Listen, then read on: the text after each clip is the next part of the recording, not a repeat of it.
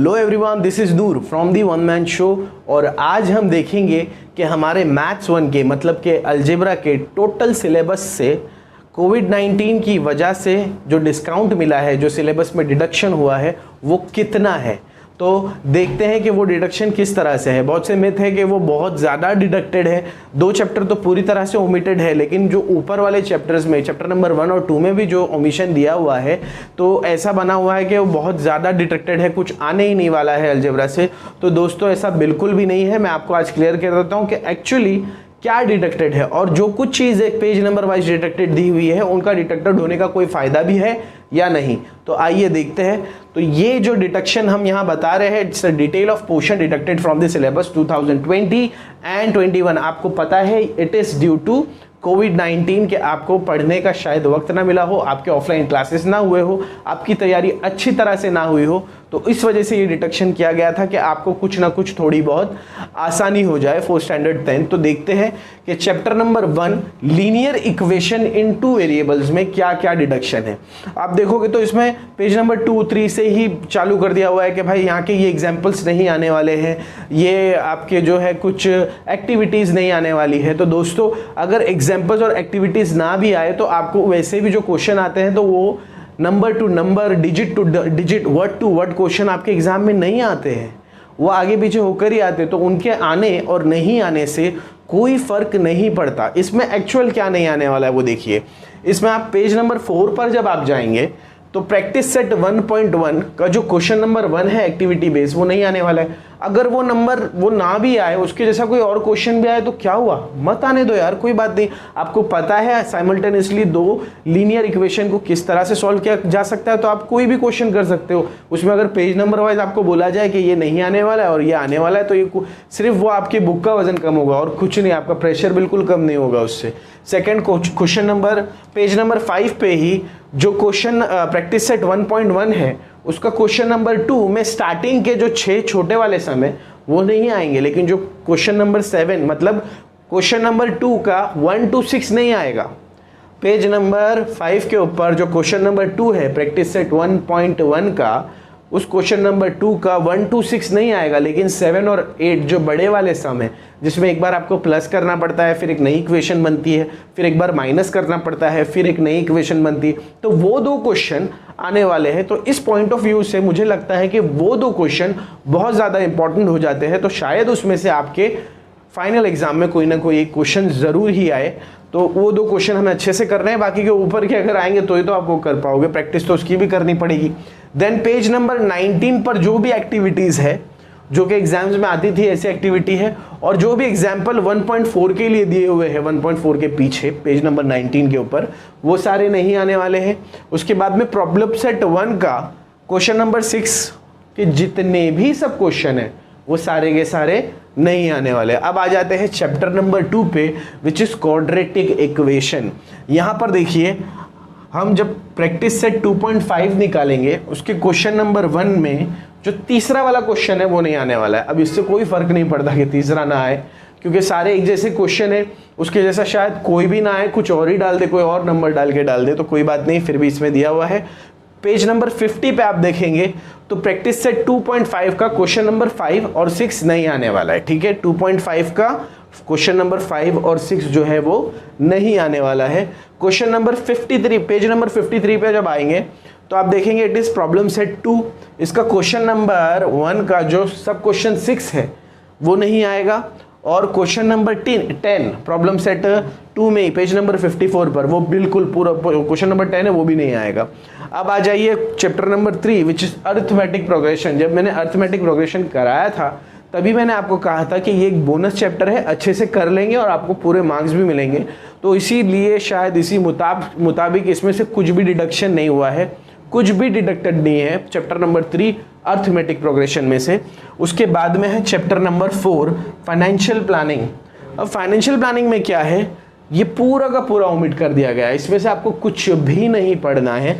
फिर chapter number 5 probability, again it is a bonus chapter, तो 3 और 5 दोनों भी बोनस है, और दोनों के दोनों जो है उसमें से कुछ भी ओमिटेड नहीं है, ये पूरा के पूरे आने वाले हैं।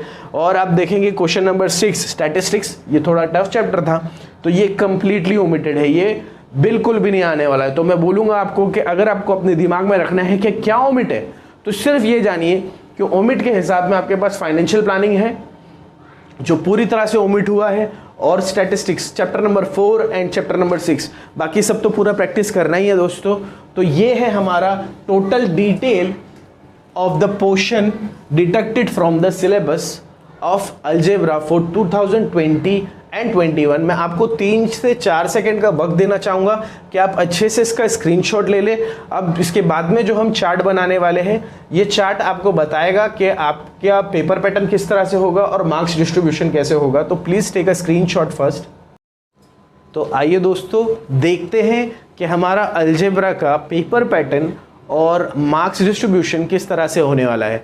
एक बार पहले ही मैं आपको बता दूं कि अलजेब्रा और ज्योमेट्री मतलब मैथ्स 1 और मैथ्स 2 का जो मार्क्स डिस्ट्रीब्यूशन और पेपर पैटर्न होता है वो बिल्कुल ही सेम होता है, उनमें कोई डिफरेंस बिल्कुल भी नहीं होता। तो जो कि ये हम बता रहे हैं यही अलजेब्रा का भी है और यही ज्योमेट्री का भी है। तो यहाँ पर आप देख सकते हैं, यहाँ पर मैंने क्वेश्चन नंबर लिखा हुआ है, यहाँ पर टाइप ऑफ क्वेश्चन है, वहाँ पर मार्क्स है और मार्क्स विथ ऑप्शन है। तो आप देखेंगे तो इन टोटल हमारे पास 5 क्वेश्चन होते हैं। कितने क्वेश्चन होते हैं? 5 क्वेश्चन।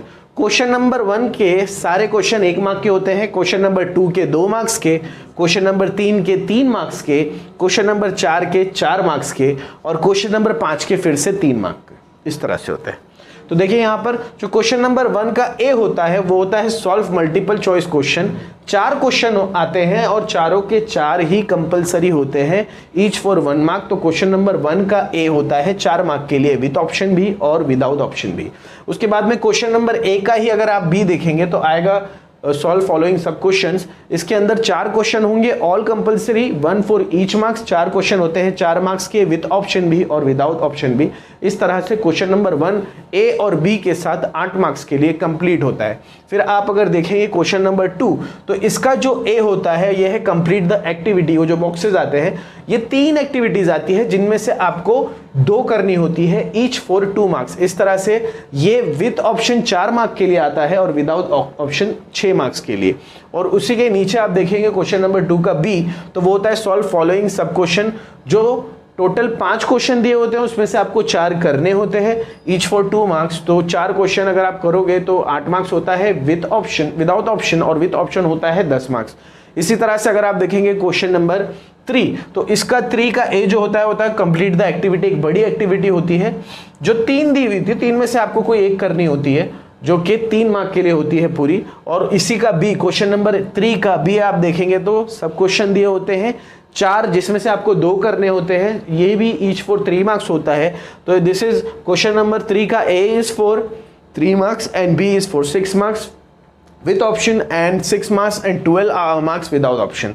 इसी तरह से अगर आप देखेंगे क्वेश्चन नंबर 4 तो सॉल्व फॉलोइंग सब क्वेश्चन। यहाँ पर 3 क्वेश्चन होते हैं ईच फॉर 4 मार्क्स जिसमें से आपको 2 करने होते हैं, that means it's with option 4 marks and without option 12 marks, 8 marks and without option 12 marks.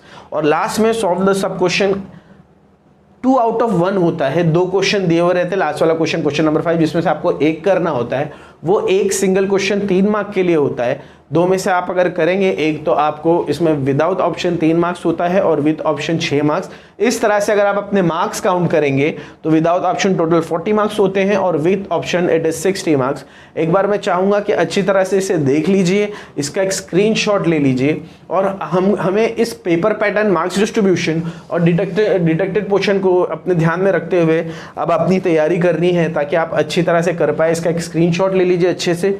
और दोस्तों मैं तो कहूँगा कि देखिए मैथ्स 2 के लिए भी ये है, तो जब भी मैं उसका डिटेक्शन डालूँ तो शायद उसमें ये कैरी फॉरवर्ड वीडियो डालूँ या ना डालूँ, लेकिन मैथ्स 1 अलजेब्रा और ज्योमेट्री के लिए बिल्कुल सेम चार्ट है। इसी तरह से पेपर पैटर्न और मार्क्स डिस्ट्रीब्यूशन होगा अलजेब्रा का भी और ज्योमेट्री का भी। अलजेब्रा का इसी वीडियो में हमने आपको डिटेक्शन पोर्शन बताया है, कल या परसों में हम ज्योमेट्री का भी डिटेक्टेड पोर्शन डाल देंगे और फिर हम देखेंगे कि हमें जैसे हमने साइंस 1 साइंस 2 का डाला है, अब हम मैथ्स 1 मैथ्स 2 का डाल रहे हैं। फिर हम देखेंगे कि हमको किस फ्लो में पढ़ना है, किस डायरेक्शन में पढ़ना है, किस तरह से पढ़ना है, हमें अपना टाइम मैनेजमेंट किस तरह से करना है, इस बारे में सारी बातचीत हम ज़रूर ही करेंगे। तो दोस्तों अगर आपको हमारी वीडियोस पसंद आती है तो please do like, share, subscribe and press the bell icon. This is Noor from the one man show signing of.